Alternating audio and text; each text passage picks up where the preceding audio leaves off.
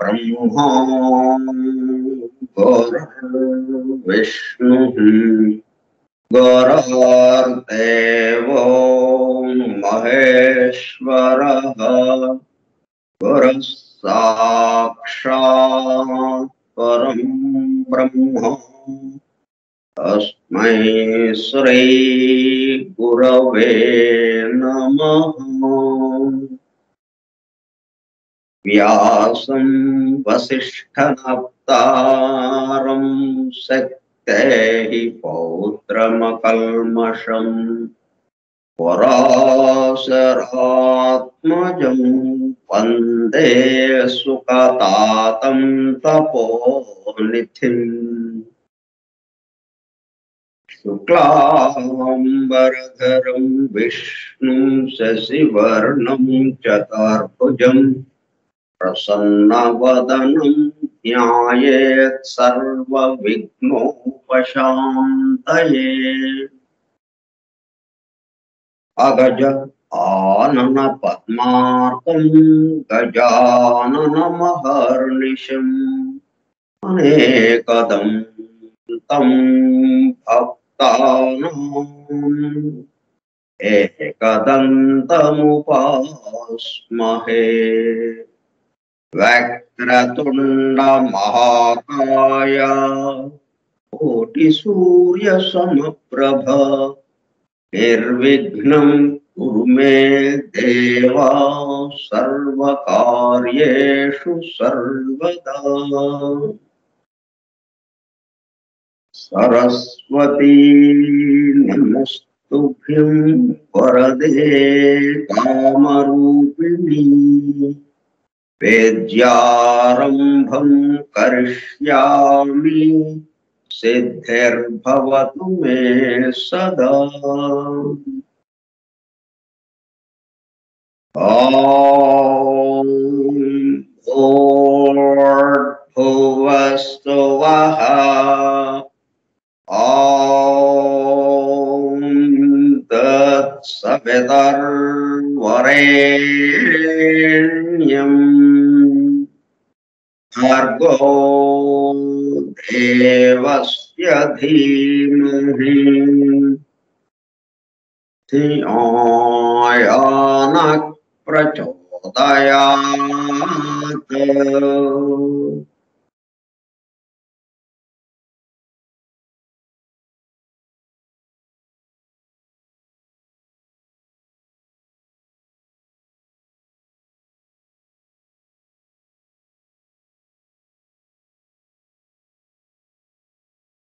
वासुदेव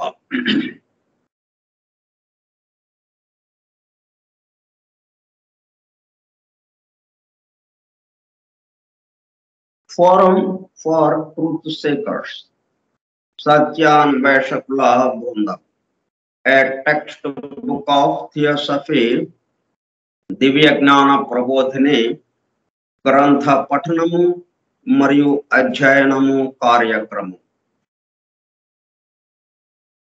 64వ పాఠము 9/2/2022 బుధవారం సాయంత్రం 4:30 గంటలు. దివ్య జ్ఞాన ప్రబోధిని స్కైప్ గ్రూప్ లో సుదూర ప్రాంతాల ఎవరింట్లో వారు హాయిగా విశ్రాంతి తీసుకుంటూ ఏకకాలంలో ఒకేసారి ఏమి చేస్తున్నాము? వింటున్నాం. ఏమి వింటున్నాము?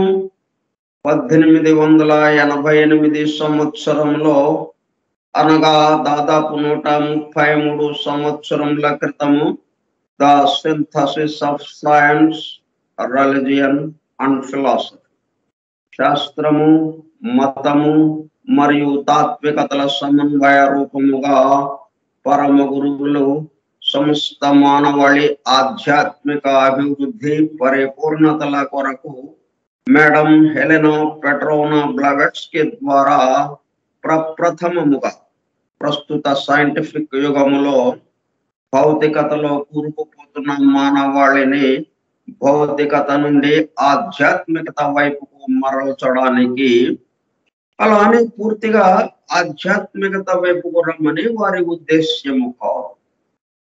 అదే సమయంలో భౌతికత ఆధ్యాత్మికతల మధ్య సామరస్యము, సమతూకము, బ్యాలెన్స్ ను నిలపడానికి అందింపబడిన మ్యాగ్నమ్ ఓపస్ మహత్తర అద్భుత దివ్య జ్ఞాన గ్రంథము ద సీక్రెట్ డాక్ట్రిన్ కు గైడ్ బుక్ గా 1912 అనగా దాదాపు 108 సంవత్సరముల క్రితము చార్లెస్ వెబ్స్టర్ లెడ్బిటర్ దివ్య జ్ఞానము గురించి సామాన్య ప్రజానీకమునకు కూడా అర్థమయ్యే పద్ధతిలో రచించిన ఏ టెక్స్ట్ బుక్ ఆఫ్ థియోసఫీ ఆంగ్ల గ్రంథము ద థియోసాఫికల్ సొసైటీ 4వ అంతర్జాతీయ అధ్యక్షులుగా పనిచేసిన శ్రీ సి జనరాజదాస గారి ఆజ్ఞతో శ్రీ గుంటూరు వెంకట సుబ్బారావు గారిచే దివ్య జ్ఞాన ప్రబోధిని పేరుతో ఆంధ్రీకరింపబడి 1942 సంవత్సరంలో అనగా దాదాపు 80 సంవత్సరముల క్రితము అడయారులోని ద థియోసాఫికల్ పబ్లిషింగ్ హౌస్ వారి ద్వారా ముద్రింపబడి తెలుగు భాష మాట్లాడే ప్రజలకు, మేధావులతో సహా సామాన్య ప్రజానీకము దివ్య జ్ఞానము గురించి అవగాహన, అండర్స్టాండింగ్ చేసుకుని దానిలో తెలిపిన విషయములను తమ నిత్య జీవితంలో ఆచరణలోనికి తెచ్చుకున్నటకు వీలుగా అందుబాటులోనికి వచ్చిన గ్రంథ రాజమును ఫోరం ఫర్ ట్రూత్ సీకర్స్, సత్యాన్వేషకుల బృందము ద్వారా నిర్వహింపబడుచున్న గ్రంథ పఠనము మరియు అధ్యయనము కార్యక్రమంలో బూస్టర్ డోస్ గా పఠిస్తూ అధ్యయనము చేయుచుండగా ఆ కార్యక్రమంలో పాల్గొని ఎలా వింటున్నాము? అత్యంత శ్రద్ధాసక్తులతో చెవియొగ్గి వినుచున్న, అనగా ఒళ్ళంతా చెవులు చేసుకుని వినుచున్న ప్రియ సోదర శ్రోతలందరకు నమస్కారం.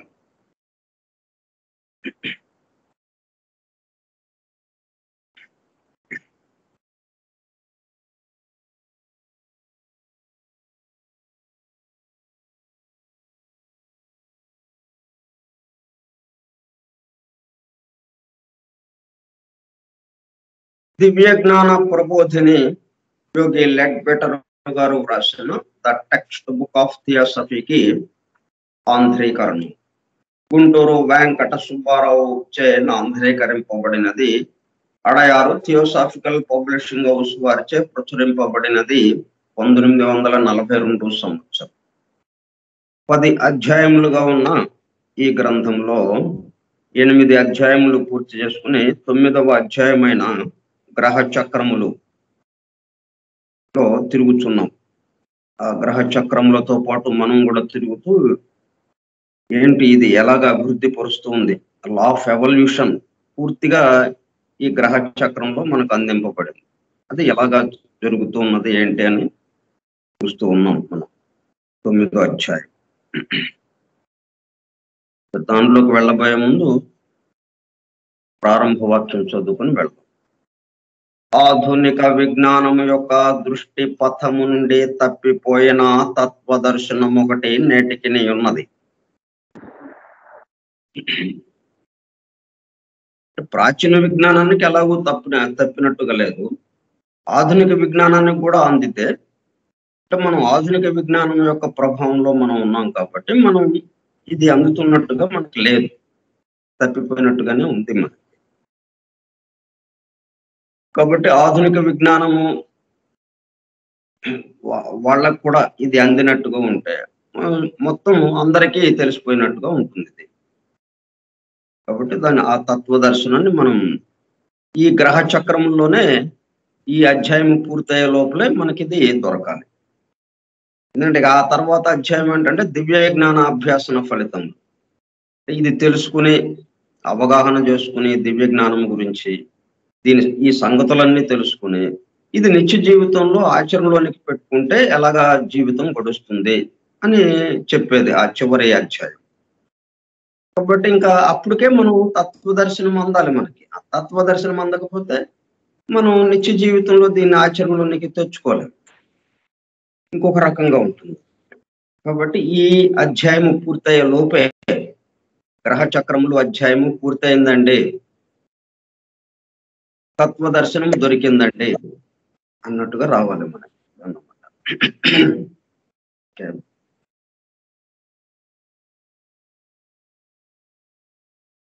మనకేంటి గడియారం దగ్గర లేదనుకోండి, ఉక్కిరి బిక్కిరి అయినట్టుగా ఉంటుంది. ఇప్పుడు ఎంత అయిందో టైము, ఇప్పుడు ఈ పని ఫలానా టైంకి చేయాలనుకున్నాం, మరి ఇప్పుడు మొదలెట్టడం లేదా, ఇప్పుడు ఎంత అయింది టైము, పొద్దున ఫలానా టైంకి లేద్దాం అనుకున్నాం, ఎంత అయిందో టైము, ఇప్పుడు లేవచ్చా కాసేపు ఆగి లేవటమా.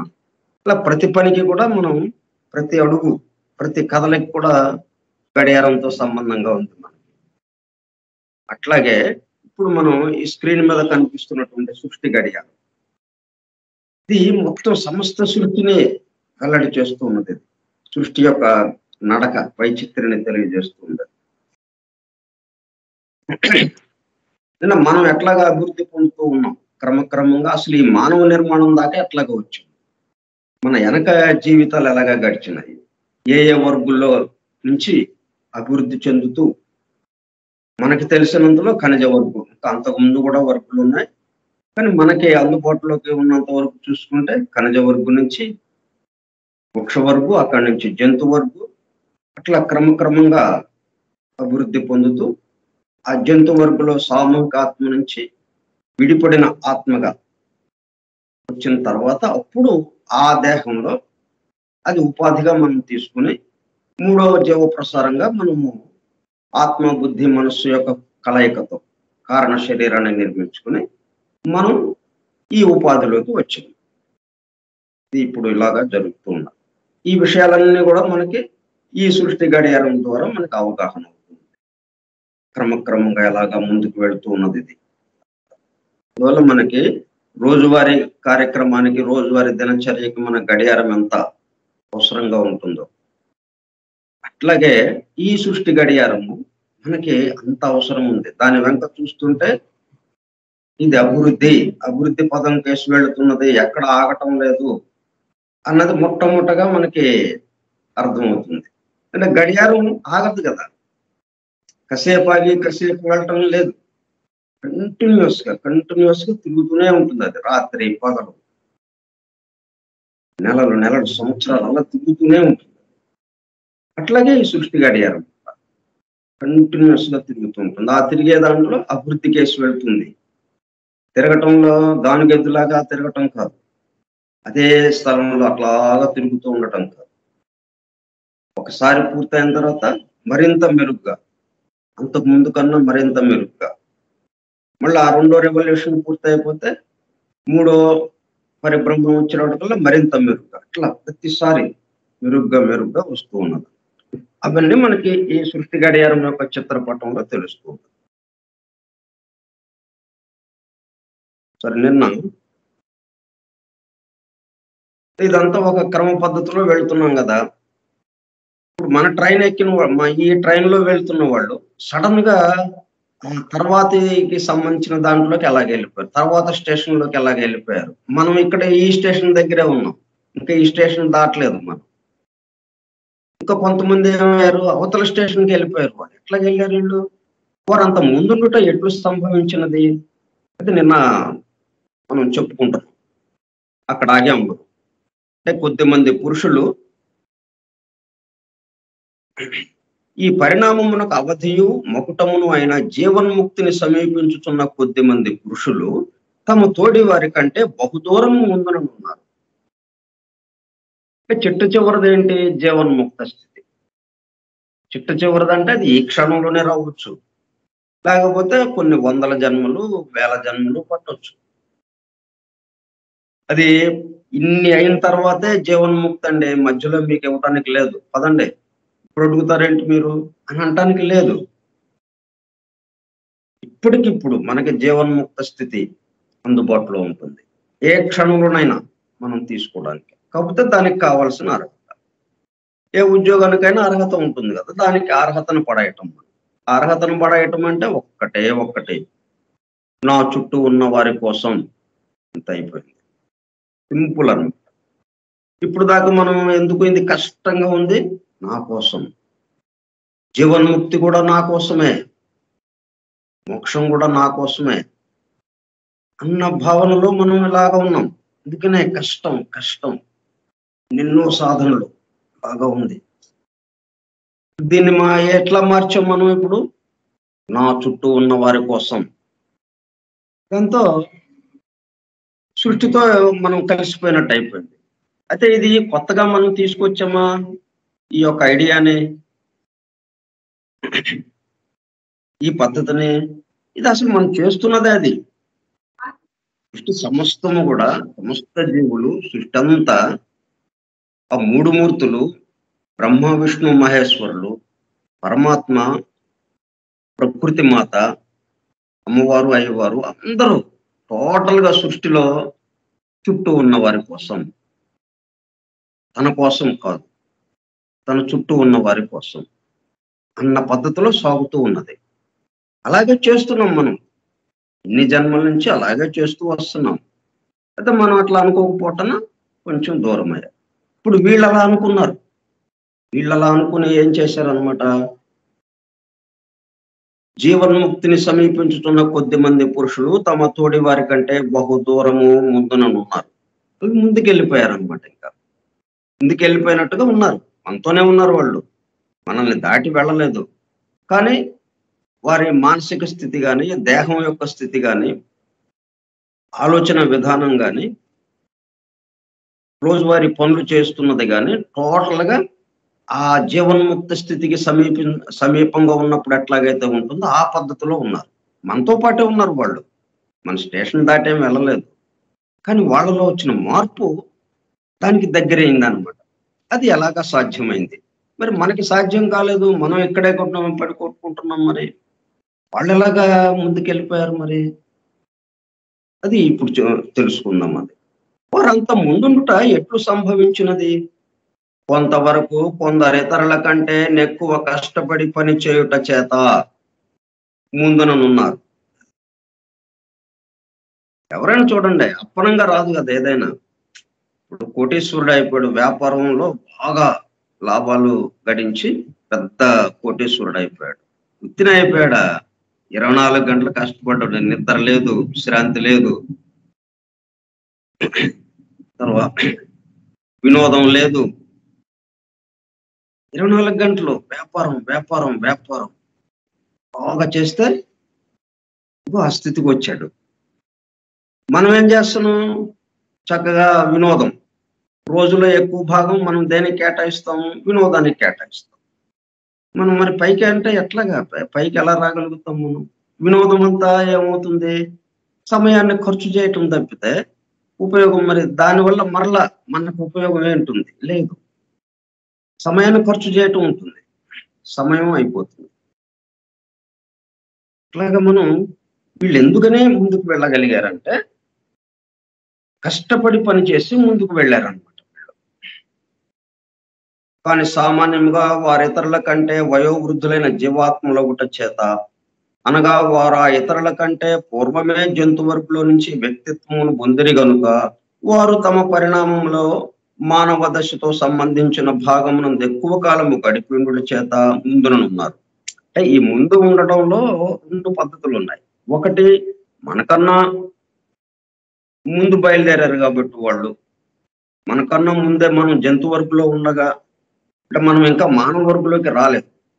మన దేహాత్మలోనే ఇంకా దేహం జ మన జంతువుకి సంబంధించిన జంతు వర్గంలోనే ఉండగా వీళ్ళు జంతు వర్గం దాటేసి మానవ వర్గంలోకి ప్రవేశించారు కాబట్టి మనం వచ్చినప్పటికల్లా వీళ్ళు మానవ వర్గంలో కొన్ని జన్మలు గడిపారు కాబట్టి అంత ముందుకి వెళ్ళడానికి వాళ్ళకి అవకాశం ఏర్పడింది అనేది ఒక పాయింట్.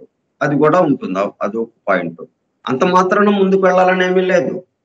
వాళ్ళు అట్లాగే జీవిస్తూ మనతో పాటు మళ్ళీ మనలాగానే వాళ్ళలాగానే మనము జీవిస్తూ ఇలాగే గడిపేయొచ్చు. కానీ దాంతో పాటు వాళ్ళు ఏం చేశారు? కొంచెం ప్రయత్నం చేశారు. ఆ ప్రయత్నం వల్ల ఏమైందంటే ఆ జీవన్ముక్త స్థితికి దగ్గరయ్యారు వాళ్ళు. భగవంతుని నుండి బయలువెడలు ఏ యొక్క జీవ ప్రసారమైనను ఒక్కొక్క జీవ వర్గులో ఒక్కొక్క చక్రకల్ప పర్యంతము ఉంది. ఒక చక్రకల్పం అంటే మనకేముంటి ఆ మొత్తం సృష్టి గడియారంలో ఉన్న 7 చక్రాలు ఉన్నాయి కదా, వాటికి సంబంధించి ఒక దాంట్లో ఒక చక్రం పూర్తి చేస్తే ఒక చక్రకల్పం. మనం మొదటి చక్రంలో అభ్యాత్మ వర్గులో పరిణమించిన జీవతరంగము, రెండవ చక్రంలో సౌరాత్మ వర్గులను ఫిగర్ వేస్తారని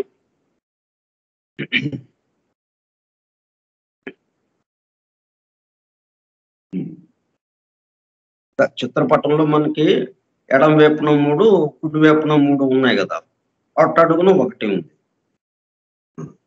ఇవి ఒక్కొక్క చక్రాన్ని దాటేటప్పుడు ఆ చక్రంలో ఏం జరుగుతుంది? ఒక్కొక్క జీవవర్గం. మన మొదటి చక్రంలో అభ్యాత్మ వర్గంలో పరిణమించిన జీవతరంగం సరిపోతుంది. అలా సరిపోతుంది. వస్తుంది ఆడియో ఆపేస్తారా? స్క్రీన్లో వస్తుంది.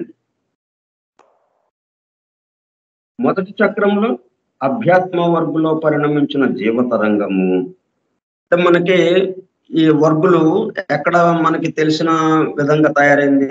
రెండో జీవ ప్రసారం ఇప్పుడు బయలుదేరినప్పుడు మనకి ఉన్నత మానసిక లోకంలో ప్రవేశించినప్పుడు అక్కడ ఈ అభ్యాత్మ వర్గు తయారైంది. అభ్యాత్మ వర్గును అది తయారు చేసి దానికి సంబంధించిన రూపాలని దాన్ని చైతన్యంగా అయ్యి దాన్ని అభివృద్ధి పరిచింది. రెండవ చక్రంలో సౌరాత్మ వర్గును, రెండవ చక్రానికి వచ్చేటప్పటికల్లా అక్కడ ఏమైంది? తర్వాత నీచ మానసిక లోకంలోకి వచ్చింది. ఆ నీచ మానసిక లోకంలో సౌరాత్మ వర్గం. ఆ తరువాత చాంద్ర చక్రమున చంద్రాత్మ వర్గునను, మూడో చక్రం అనేటప్పటికల్లా కామలోకం. ఆ కామలోకంలో చంద్రాత్మ వర్గును పరిణమించి ఇప్పుడు ఈ 4వ చక్రంన ఖనిజ వర్గునందు ఉన్నది. ఈ 4వ చక్రం ఏంటన్నమాట? భౌతిక స్థూలానికి సంబంధించి ఏదరిక డబ్బులు కూడా కొంచెం దీంట్లో చేరుతుంది. ఈ మొత్తం కలిపి ఖనిజ వర్గు ఇక్కడ ప్రారంభమైంది 4వ చక్రం.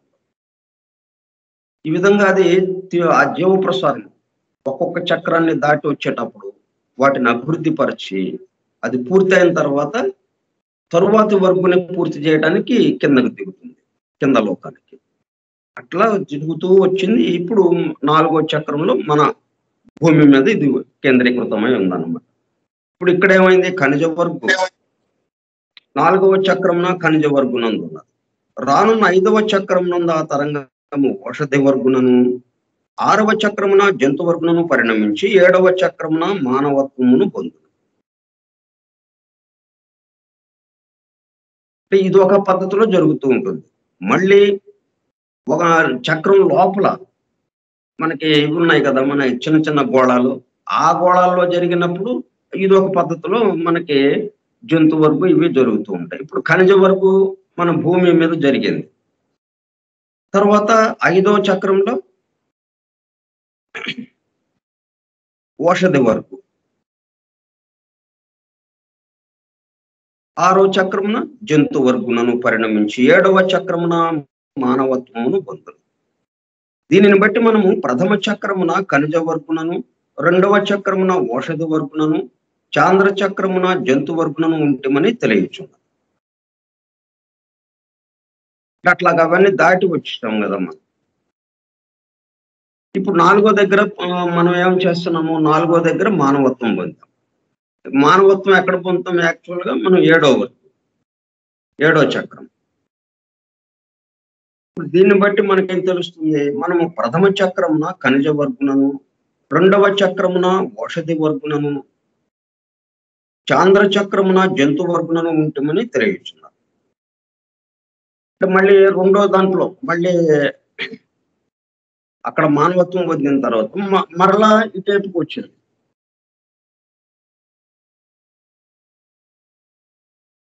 జీవప్రసారము మరలా 1వ చక్రంలోకి వచ్చింది. ఆ ప్రథమ చక్రానికి వచ్చినప్పుడు ఖనిజ వరకు, ఓషధి వరకు, జంతు వరకు ఉంటమని తెలియచున్నారు. మనలో కొందరు మచ్చటనే వ్యక్తిత్వమును పొంది ఉండట చేత ఈ భూచక్రమున మానవులుగా ప్రవేశింప సాధ్యమైనది. అంటే 4వ చక్రంలోకి వచ్చినప్పటికల్లా రెండోసారిగా ఒక రెవల్యూషన్ లో 7వ చక్రంలో మానవత్వం, మరలా తిరిగి వచ్చినప్పుడు 4వ చక్రంలోనే మనం మానవత్వం పొందటం. మనలో కొందరు మచ్చటనే వ్యక్తిత్వమును పొంది ఉండట చేత ఈ భూచక్రమున మానవులుగా ప్రవేశింప సాధ్యమైనది. కొంచెము వెనుకబడిన వారు అతడి వ్యక్తిత్వము పడయజాలక ఈ చక్రమున మానవత్వం పొందుటకు ముందు కొంతకాలం జంతువులుగా పుట్టవలసి వచ్చింది. మనం 3వ చక్రంలో జంతువులుగా ఉన్నాము. అది 3వ చక్రం పూర్తి చేసి 4వ చక్రంలోకి వచ్చేటప్పుడు అందరూ మానవులుగా మారిపోవటం జరిగింది, మానవత్వం పొందాం. కానీ కొంతమంది అలాగా సాధ్యపడలేదు వాళ్ళకి. దానివల్ల ఏమైంది, వాళ్ళు జంతువులుగానే పుట్టవలసి వస్తాం. కానీ మానవ జాతి అంతయు నీ చక్రంలో ఒక్కసారి ప్రవేశించలేదు. చాంద్ర చక్రము అంతరించినప్పటికీ అందలి మనుషులు అనేక తరగతుల యందు ఆ చక్రమునకు ఏర్పడిన గమ్యస్థానము మోక్ష మార్గమునందు మనకిప్పుడు 4వ వ్యవస్థగానున్న పరమహంస పదవి గాని జీవన్ముక్తి కాదు. మోక్ష మార్గమునందున్న ఆ చక్రమునకు ఏర్పడిన గమ్యస్థానం మోక్ష మార్గమునందు. ఆడియో ఆపేస్తారా? ఆ పదవి నచ్చట బడసిన వారిని దివ్య జ్ఞాన గ్రంథములలో చాంద్ర ప్రభువులు అందరు. 3వ చక్రంలో పరమహంస పదవి దాన్ని పొందిన వాళ్ళని చాంద్ర ప్రభువులు అందరు.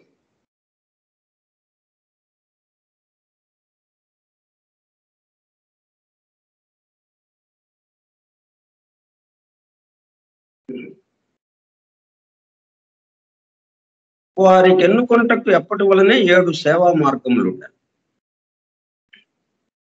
అందొక దానిని ఎంచుకున్నందున వారిలో కొద్దిమంది ఈ భూచక్రమున ప్రాథమిక జాతులకు మార్గదర్శకులుగాను బోధకులుగాను ఉండుటకై కొని రాబడేది.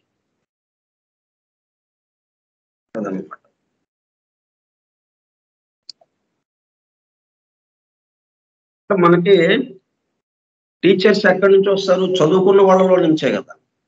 మరలా రాబోయే తరానికి విద్య ఉపదేశించడానికి, విద్యను బోధించడానికి ఇక్కడ చదువుకున్న వాళ్ళే మరలా టీచర్గా రావటం జరుగుతుంది. అట్లాగే వీళ్ళలో కొంతమంది ఏమయ్యారంటే ఈ చాంద్ర ప్రభువుల్లో 7 సేవా మార్గాలు ఉన్నాయి వాళ్ళు ఎన్నుకోవటానికి. 7 రకాలైనటువంటి సేవా మార్గాలు. అవి ఎన్నుకుని దాంట్లో ఒకదాన్ని ఎంచుకున్నందున వారిలో కొద్ది మంది ఈ భూచక్రమున ప్రాథమిక జాతులకు మార్గదర్శకులుగాను బోధకులుగాను ఉండుటకై కొని రాబడింది. అంటే వాళ్ళు బోధించిన విషయాల మీదే మనం ముందుకు వెళ్ళగలుగుతున్నాం. మనకి విషయాలన్నీ సంగతులన్నీ తెలుస్తున్నాయి వాళ్ళ వల్ల. చాంద్ర చక్రపు మానవులకు అత్యధిక భాగం ఆ పరమావధిని పొందనందున తిరిగి ఈ భూచక్రమున మానవులుగా ప్రవేశింపవలసి వచ్చారు. అయితే అది అందరూ కాదు కదా, కొంతమంది. మిగతా వాళ్ళు మామూలు మానవులుగానే ఈ భూచక్రం మీద వచ్చారు వాళ్ళు. చాంద్ర చక్రం నుంచి భూచక్రం అంటే 4వ చక్రంలోకి వచ్చారు మామూలు మానవులుగా వాళ్ళు. అంతేగాక చాంద్ర చక్రమునందలి జంతు వర్గులో చాలా భాగము వ్యక్తిత్వం నందు దశను పొందుటకు త్వరితగతిని వచ్చుచుండారు. అయితే ఆ అది జంతు వర్గుని కూడా జంతువులకి సంబంధించింది కూడా ఉంది కదా 3వ వర్గులో. వాళ్ళు కూడా మానవత్వం పొందటానికి చాలా దగ్గర స్థితికి వచ్చారు వాళ్ళు. ఆ జంతు స్థితి నుంచి మానవత్వం పొందటానికి. వారిలో కొందరు ఆ పదవిని పొందిరు కానీ చాలా భాగము పొందలేదు. అయితే అందరూ రాగలేకపోయారు. సామూహిక ఆత్మ నుంచి విడిపడాలి కదా, సామూహిక ఆత్మ నుంచి విడిపడాలి. విడిపడిన తర్వాత ప్రత్యేక ఆత్మగా ఉండి మనకి ఆ జీవాత్మకి ఉపాధిగా కావలసినటువంటి అర్హత రావాలి దానికి. అప్పుడు కానీ జీవాత్మ దీంట్లోకి చేరలేదు. అంటే మనం ఈ దేహాత్మలోకి చేరాలి అంటే, ఆ ఉపాధిలోకి రావాలి అంటే దానికి సంబంధించినటువంటి అన్ని విషయాలు ఉండాలి దానికి, ఆ దేహాత్మ. ఇంకా అక్కడ పరిణతి చెందలేదు, అది పరిణామం చెందలేదు. ఇంకా విడిపడింది కానీ సామూహిక ఆత్మ నుంచి జంతు ఆత్మగా విడిపడింది కానీ ఇంకా జీవాత్మకి ఉపాధిగా ఉండడానికి కావాల్సిన అర్హత లేకపోవడం వల్ల ఇంకా జంతువుగానే ఉందన్నమాట. అటువంటివన్నీ ఏమైనాయి, ఇప్పుడు జంతువుగానే ఈ 4వ చక్రంలోకి వచ్చేసినాయి. మానవులుగా రావాల్సింది జంతువులుగా వచ్చేసినాయి. ఇవన్నీ ఊరికే కథలాగా వినండి, దీని గురించి మనం పెద్దగా కన్ఫ్యూజ్ కావాల్సిన అవసరం లేదు. మనకి అర్థం కాలేదని అట్లాగే అక్కర్లేదు. ఇది ఒక పద్ధతి, ఈ పద్ధతిలో జరుగుతూ ఉన్నది. ఒక చక్రం నుంచి ఇంకో చక్రానికి ఎలాగో జరుగుతూ ఉన్నది అనేది ఉదాహరణగా దీంట్లో ఇచ్చారన్నమాట. ఆ పొందని జీవులు ఇంకనూ భూచక్రమున కొంతకాలము జంతు జన్మలు కావలసి ఉండదు కనుక ప్రస్తుతము వానిని విడిచిపెట్టదాం. మానవులలో కూడా అనేక తరగతులు ఉండరు. ఆ తరగతుల మానవులందరూ నీ భూచక్రమును ఎట్లు వ్యాపించురో కొంచెము వివరింపవలసి ఉన్నది. ఏ చక్రమునందైనను, ఏ గోళమునందైనను, ఏ మూల జాతిలోనైనను పొంద సాధ్యమైనంత అభివృద్ధిని పొందిన వారు దాని తరువాతి చక్రంలో గాని, గోళంలో గాని, మూల జాతిలో గాని ఆరంభమున ఉద్భవింపరు అనున్నది సాధారణ నియమం.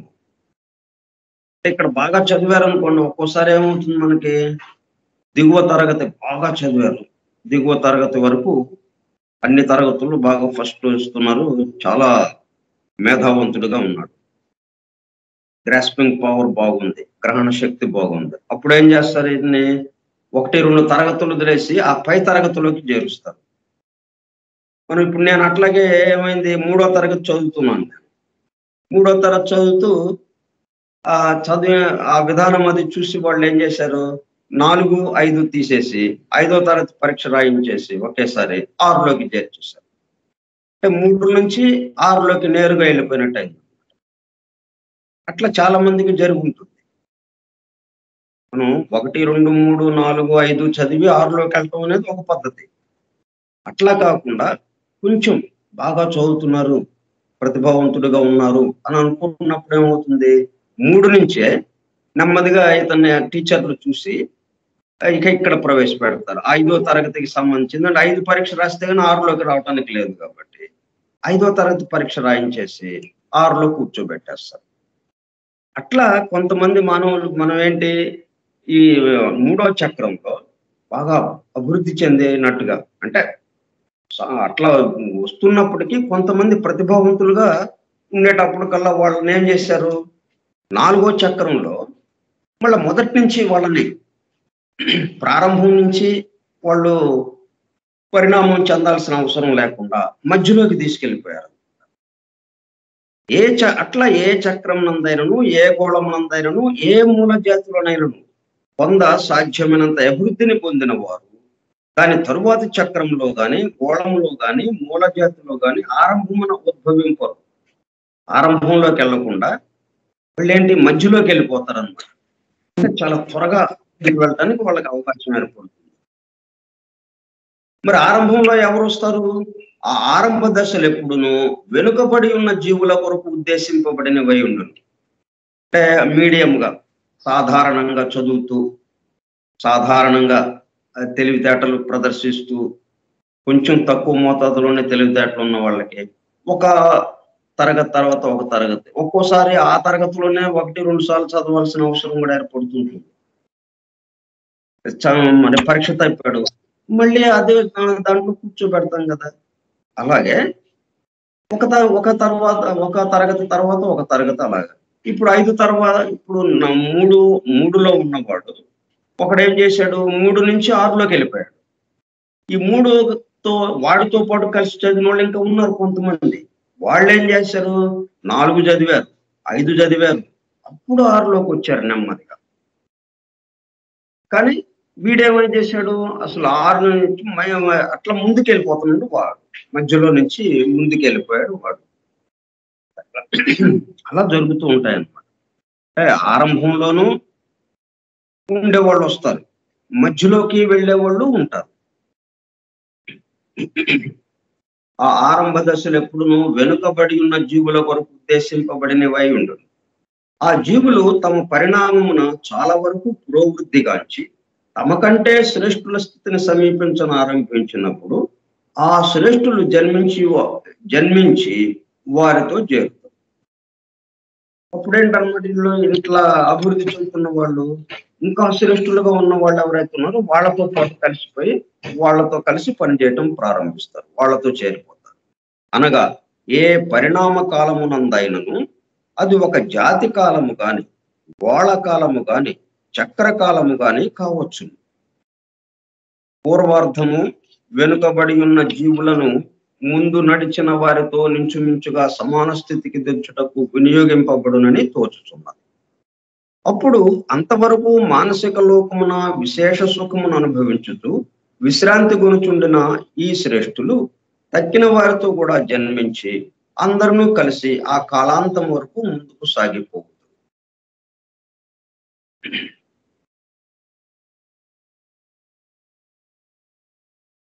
ముందెళ్ళినా అక్కడ ఏం జరుగుతుంది, మానసిక లోకంలో విశేష సుఖం అనుభవించుతూ విశ్రాంతి కొనుచుండన ఈ శ్రేష్ఠులు ముందుకెళ్ళిపోగానే వాళ్ళకి వాళ్ళని చివరి స్టేషన్కి చేర్చరు. చివరి స్టేషన్కి మొత్తం గ్రూప్ ఏదైతే ఉందో, ఏ గ్రూప్ లో నుంచి మనం పుంజుకు కొంచెం వచ్చాము, వెనక ఇంకా కొంతమంది ఉన్నారో ఆ వెనక వాళ్ళు కూడా వచ్చేదాకా మనం అక్కడ వెయిట్ చేయాల్సింది. చివరికి ఆ జీవన్ముక్త స్థితికి అందరిని ఒక్కసారిగా అక్కడికి తీసుకెళ్తారు. అప్పుడు దాకా మనం ఏం చేయాలన్నమాట, మానసిక లోకంలో విశేషంగా విశ్రాంతి తీసుకుంటూ ఉంటాం అన్నమాట. కనుక చంద్రమండలం నుంచి భూచక్రమున మొదట ప్రవేశించిన జీవాత్మలు ఎంత మాత్రము అత్యుత్తములు కాదు. మనకి మానవులు ఎక్కడి నుంచి వచ్చారంటే చంద్రమండలం నుంచి వచ్చారు. అంటే ఆ మూడో చక్రంలో నుంచి జంతు స్థితి నుంచి మానవత్వం కొంచెం పొంది ఈ 4వ దాంట్లోకి వాళ్ళు వచ్చారు. మొదట ప్రవేశించిన జీవాత్మలు ఎంత మాత్రము అత్యుత్తములు కాదు. మొదట్లో ఉన్న వాళ్ళు ఎప్పుడు కూడా ఇవి ఎవరికి కేటాయించబడి ఉన్నాయి,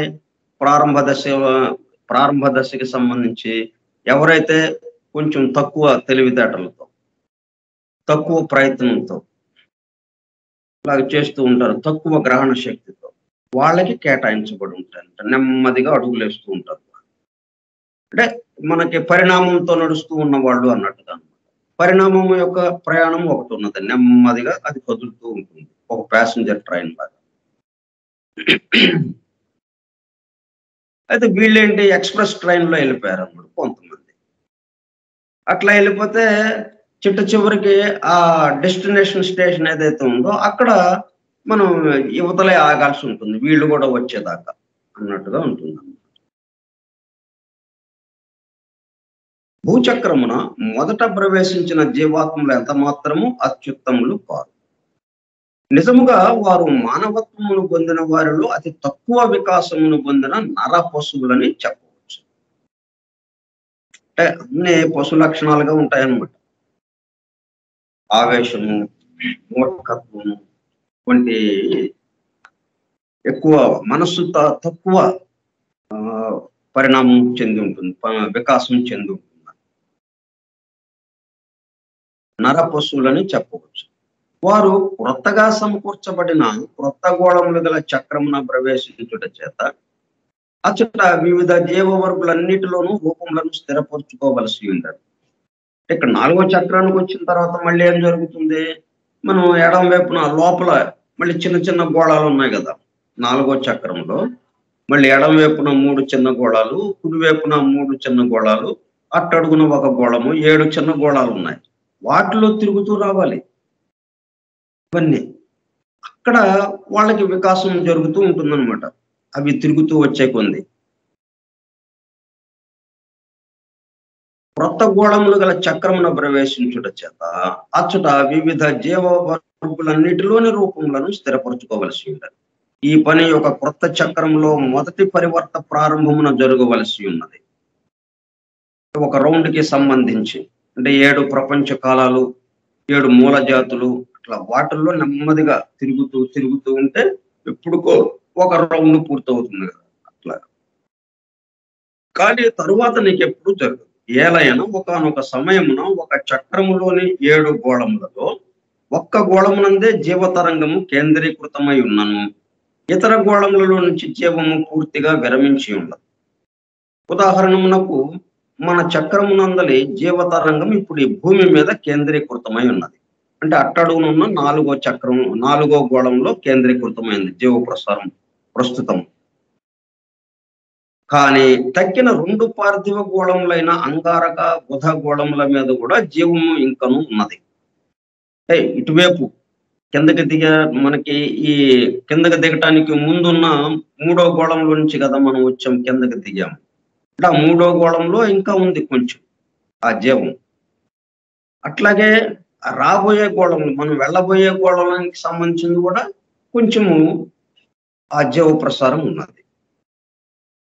పూర్తి ఎక్కువ భాగము భూమి మీద కేంద్రీకృతమైంది. కానీ తక్కిన 2 పార్థివ గోళములైన అంగారక, బుధ గోళముల మీద కూడా జీవం ఇంకను ఉన్నది. అచ్చట ఇంకను మానవ, జంతు, ఔషధి వర్గులలో జీవులున్నారు. అందుచేత జీవతరంగము తిరిగి ఆ గోళములలో దేనియందు ప్రవేశించినను దాని కొరకు ప్రత్యేకంగా క్రొత్త రూపములను సృష్టింపనక్కర్లేదు. ఇప్పుడు మనం 3వ చక్రం నుంచి అందరూ రాలేదు, కొంతమంది మాత్రమే వచ్చారు. కొన్ని వర్గులు అక్కడ ఉండిపోయినాయి. అంటే మానవ, జంతు, ఔషధి వర్గుల్లో జీవులు ఇంకా 3వ చక్రంలో ఉన్నారు.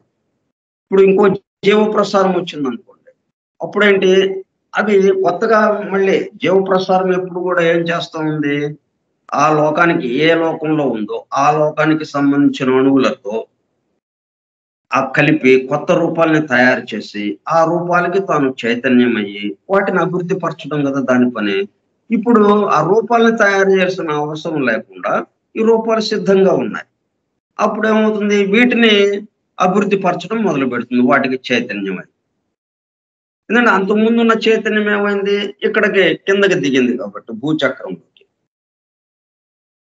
కనుక అప్పుడు అచ్చట అకస్మాత్తుగా అద్భుతముకు సంతానాభివృద్ధి కలిగి వివిధ జీవవర్గులు త్వరితగతిన పెరిగి పెక్కు రెట్లు వృద్ధి అయి అంతవరకు వలె జనసంఖ్య నిలకడగా ఉండగా శీఘ్రముగా హెచ్చుకుంది. ఇట్లు భూచక్రమున ప్రథమ పరివర్తమునందు రూపములను స్థిరపరిచిన వారు చాంద్ర చక్రం నందలి అత్యధమ తరగతి మానవుడు అనగా నరపశు. అంటే 3వ చక్రం నుంచి వచ్చిన వాళ్ళు అనమాట వీళ్ళు. వారి వెనువెంటనే వచ్చిన వారు ఈ రూపములను ఆక్రమించుటకు త్వరలో సంసిద్ధులైన చాంద్ర చక్రపు జంతు వర్గులలో అత్యున్నత స్థితిని పొందిన జీవులు.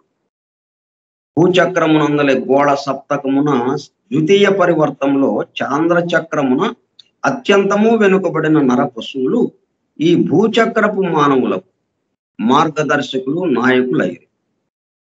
మానవులకు నాయకులైరి. చాంద్ర చక్రపు జంతువులలో అత్యుత్తమ జీవులు ఆ భూచక్రపు మనుషులలో తక్కువ వికాసమునందిన తరగతుల వారైరి. చాంద్ర చక్రపు జంతువులలో అత్యుత్తమ జీవులు ఆ భూచక్రపు మనుషులలో తక్కువ వికాసమునందిన తరగతుల వారైరి. మూడవ పరివర్తమున కూడా నెట్లే చాంద్ర చక్రపు జంతువులు ఇతోధికముగా వ్యక్తిత్వము నుండి మానవులతో చేరుచూ రాగా తుదకు ఆ పరివర్త మధ్యకాలమున మనము భూమి అను ఈ గోళమున అంటే భూమి అనే ఈ ఉన్నది కదా అట్టడుగున కొంచెం ఎక్కువ తరగతి చాంద్ర చక్రపు మానవులు వారిలో 2వ తరగతి వారు జన్మించి ఆ వెంటనే నాయకత్వము వహించారు. 3కి 4కి ఉన్న సంబంధం ఏంటో చెప్పుకుంటూ వస్తున్నారు. ఎప్పుడు కూడా అట్లాగా పక్క చక్రంతో, ఎందుకంటే అక్కడి నుంచి ఈ 4వ చక్రానికి ఆ జీవ ప్రసారము ముందుకు వెళుతూ ఉంది కాబట్టి మన ప్రస్తుతపు 4వ పరివర్తనకు వచ్చినప్పుడు, అంటే ఇప్పుడు మనం 4వ పరివర్తన 4వ రౌండ్ లో ఉన్నాం కదా, అట్లా వచ్చినప్పుడు చాంద్ర చక్రపు మానవులలో మొదటి తరగతి వారు చాంద్ర చక్రమున గమ్యస్థానము చేరుటకు కొంచెంలో తప్పిపోయిన ఉత్తములను, ఉన్నతులను ప్రవాహము వలె మనపై వచ్చి పడిరి. ఈ 4వ చక్రం మనకి 4వ పరివర్తనలో, అంటే 4వ రౌండ్ లో మనకి తిరుగుతూ ఉండగా జీవ ప్రసారము ఈ భూమి మీద ఈ అట్టడుగున ఉన్నటువంటి ఈ గోళం దగ్గరికి ఆ జీవ ప్రసారం వచ్చేటప్పుడు నాలుగో రౌండ్ కి సంబంధించినటువంటి జీవ ప్రసారము 4వసారి తిరుగుతుండగా 4వసారి 3 రౌండ్స్ పూర్తి చేసి 4వ రౌండ్ లోకి తిరుగుతూ ఈ భూమి దగ్గరికి వచ్చినప్పుడు, అట్టడుగున ఉన్నటువంటి భూగోళం మీదకి వచ్చినప్పుడు అక్కడ ఏం జరిగింది మనకి? ఇప్పుడు ఇందాక అనుకున్నాం కదా మనం, ఉత్తములు ఎలా మధ్యలోకి వస్తారు అని చెప్పి, అంతకు ముందు చక్రాల్లో బాగా అభివృద్ధి చెందిన వాళ్ళు తరువాత చక్రంలో మధ్యలోకి వెళ్ళిపోతారు. మొదటి నుంచి వాళ్ళు ఉండరు అని కదా మనం అనుకున్నాం. వాళ్ళకి ఎట్లాగా సాధ్యమైందంటే ఇదిగో ఇప్పుడు ఇలాగా సాధ్యమైంది అనమాట. ఇప్పుడు ఏం జరిగింది? చాంద్ర చక్రమున గమ్యస్థానము చేరుటకు కొంచెములో తప్పిపోయిన ఉత్తములను, ఉన్నతులను ప్రవాహం వలె మనపై వచ్చి పడిరి. అంటే మనకి ట్రైన్ తప్పిపోయింది, వచ్చారు వాళ్ళు, కానీ ఆ ట్రైన్ లో ఎక్కడని కుదరలేదు, ఆ ట్రైన్ వెళ్ళిపోయింది. అప్పుడు ఏమవుతుంది? వాళ్ళందరూ అట్లా ఆగుతారు కదా, నెక్స్ట్ ట్రైన్కి ఎక్కుతారు. నెక్స్ట్ ట్రైన్కి ఎక్కేటప్పటికల్లా ప్రవాహం లాగా అయిపోతుంది, అది మొత్తం రష్గా అయిపోతుంది కదా, క్రిక్కిరిసిపోతుంది ఆ ట్రైన్ అంతా. మామూలుగా అయితే వీళ్ళు ఆ ముందు ట్రైన్కి వెళ్ళిపోయి ఉంటే ఇప్పుడు ఖాళీగా ఉండేది ఈ ట్రైన్. ఎంతవరకు ఉండాలో అంతమందితో ఇది వెళుతూ ఉండేది నెక్స్ట్ ట్రైన్. అట్లా ఇప్పుడు ఏమైందనమాట, వాళ్ళు ఆ ట్రైన్ తప్పినట్టు అయింది, దాంట్లో రాలేకపోయారు. తరువాత దాంట్లో వచ్చేటప్పటికల్లా ఈ మధ్య స్థానంలోకి వచ్చారనమాట ఏకంగా. ఇక అవన్నీ దాటేసుకుని ఇక 3 రౌండ్స్ వీళ్ళు తిరగలేదన్నమాట. మన భూచక్రంలో ఈ 4వ చక్రంలో 3 రౌండ్స్ ని వాళ్ళు దాటేసేసి 3 రౌండ్స్ తిరగాల్సిన పని లేకుండా 4వ రౌండ్ లో భూచక్రం మీదకి వచ్చేసారు, ఈ భూగోళం మీదకి వచ్చేసారు. భూమి గోళాన్ని అట్టడుగున ఉన్నటువంటి భూగోళం మీదకి, ఈ గోళం మీదకి వచ్చేసారు. ప్రవాహం వలె మనపై వచ్చి పడింది. వారిలో చంద్రమండలంలోనే మోక్ష మార్గమున ప్రవేశించిన కొందరు త్వరలో జీవన్ముక్తులై భూమిని విడిచిపోయారు. కొందరు ఏమైందంటే త్వరలోనే జీవన్ముక్తులై భూమిని విడిచిపోయారు. అంతవరకు పురోవృద్ధి నొంది ఉండని మరికొందరు ఈ మధ్యనే, అనగా కొన్ని వేల ఏళ్ల క్రిందటనే సిద్ధి పొంది. కొంతమంది అంతకుముందే వెళ్ళిపోయారు వాళ్ళు భూమిని విడిచి, కానీ కొంతమంది అప్పటికి పురోవృద్ధి సరిపోలేదు, అది వాళ్ళు వెళ్ళిపోవటానికి, జీవన్ముక్తులు అవటానికి. అందుకని కొన్ని వేల ఏండ్లు ఉన్న తర్వాత కొన్ని ఏళ్ళు ఉన్న తర్వాత ఈ మధ్యనే అనగా కొన్ని వేల ఏండ్ల క్రిందటనే సిద్ధి పొందారు. వాళ్ళు ఏంటన్నమాట ఈ మధ్య కాలంలో సిద్ధి పొందారు. మొదట్లో సిద్ధి పొందిన దీంట్లోకి రాగానే సిద్ధి పొందిన వాళ్ళు భూమిని విడిచి వెళ్ళిపోయారు. కానీ కొంతమంది ఆ వెంటనే వాళ్ళతో పాటు జీవన్ముక్త స్థితి పొందలేక ఇక్కడ ఆగిపోయారు.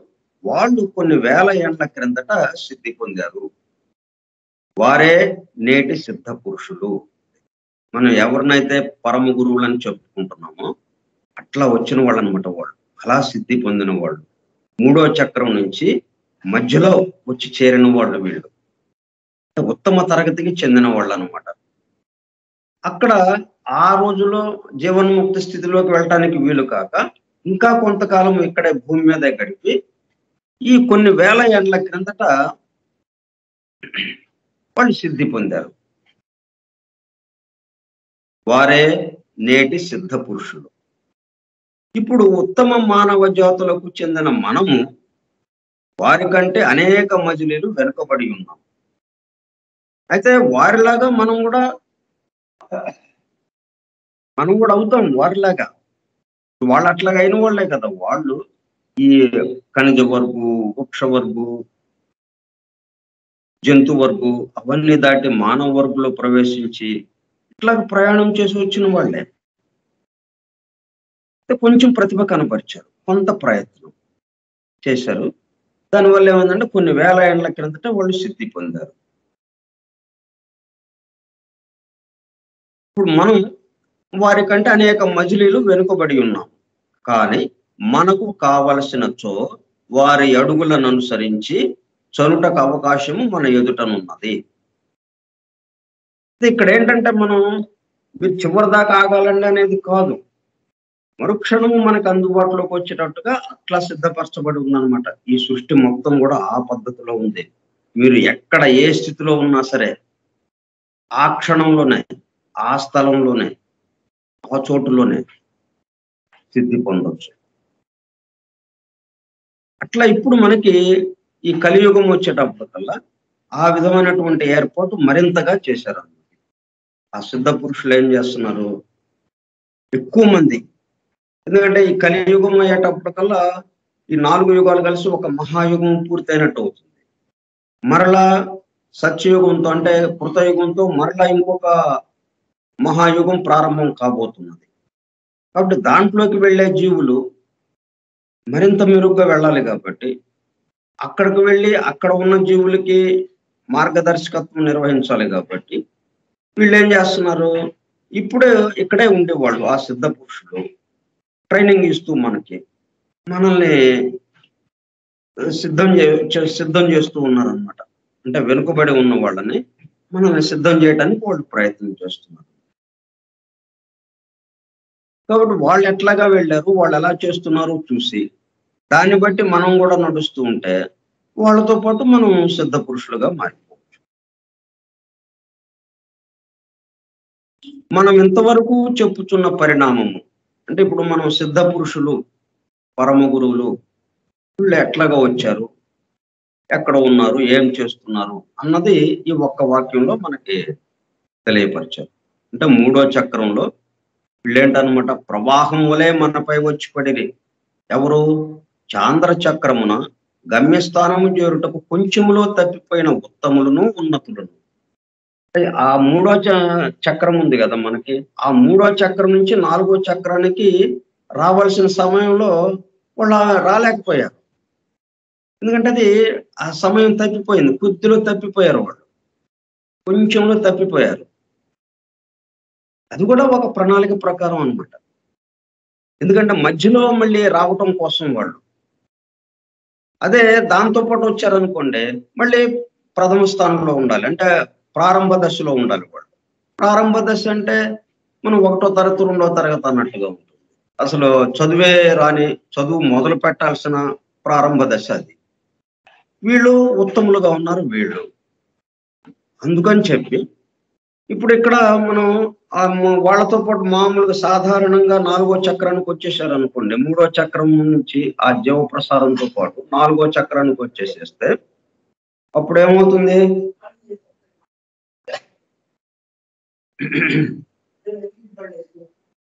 అప్పుడు ఏమవుతుంది మనకి?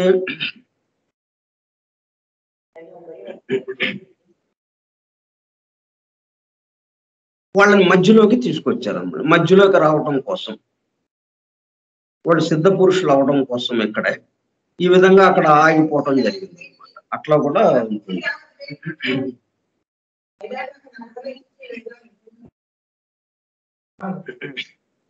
కొన్ని వేలేళ్ల క్రిందటనే సిద్ధి పొందారు. వారే నేటి సిద్ధ పురుషులు. ఇప్పుడు ఉత్తమ మానవ జాతులకు చెందిన మనము వారి కంటే అనేక మజిలీలు వెనుకబడి ఉన్నాము. కానీ మనకు కావలసినచో వారి అడుగులను అనుసరించి చొనుటకు అవకాశము మన ఎదుటనున్నది.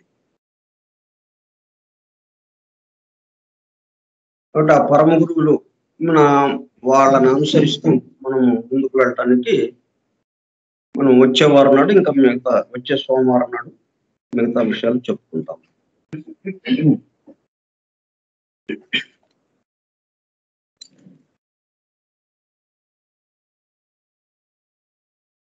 స్వస్తి ప్రజాభ్యః పరిపాలయంతాం న్యాయేణ మార్గేణ మహిం మహిషాః గోబ్రాహ్మణేభ్యః సుఖమస్తు నిత్యం లోకాః సమస్తాః సుఖినో భవంతు లోకాః సమస్తాః సుఖినో భవంతు లోకాః సమస్తాః సుఖినో భవంతు.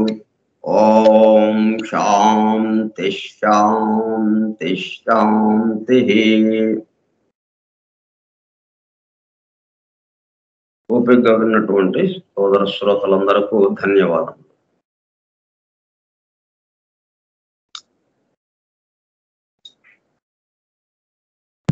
Thank you sir. శ్రీనివాసమూర్తి గారు, వచ్చే వారం కూడా మనం దీన్ని ఇలాగే ఉంచితే నెక్స్ట్ వీక్ సోమ మంగళ బుధవారంతో అయిపోతుంది. సోమ మంగళవారం. అలాగే సార్. Okay, thank you.